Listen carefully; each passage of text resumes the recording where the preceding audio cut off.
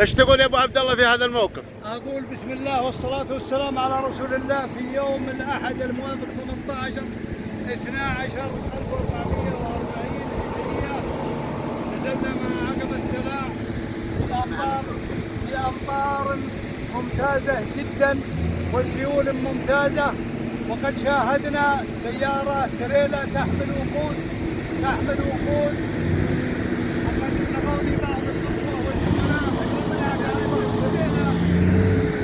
السيارات الكبيرة لا تستطيع النزول مع هذه العقبة، وهذا الكلام هذا ليس صحيح. أحببنا أن نصور هذا المشهد وينقل. عقبة تلاع من أفضل العقبات التي أقامتها هذه الدولة العزيزة أعزها الله.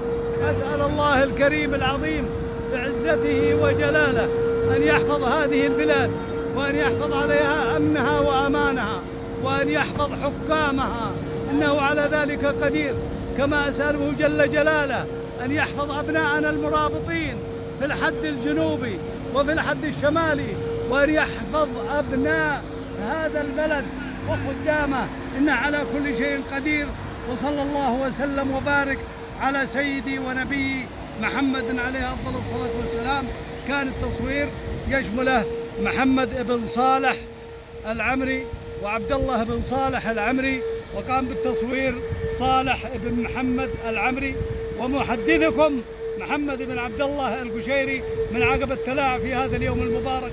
أسأل الله الكريم للجميع التوفيق والسداد، وصلى الله وسلم وبارك على سيدي ونبي محمد وعلى آله وصحبه وسلم.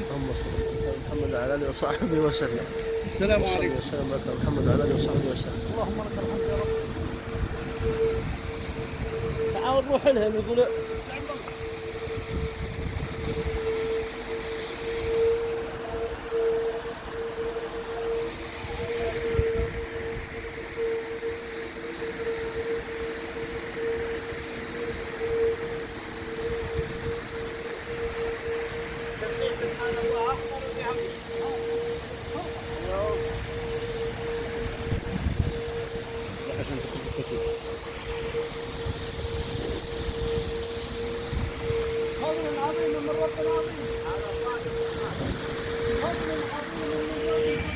مرحبتين، مرحبا، ترحيب بالسيد، تجملون والله يبيض وجهك، الله يبيض وجهك، نفداك، عسى الله يبيض وجهك، الله يبيض وجهك، لا انت نفداك.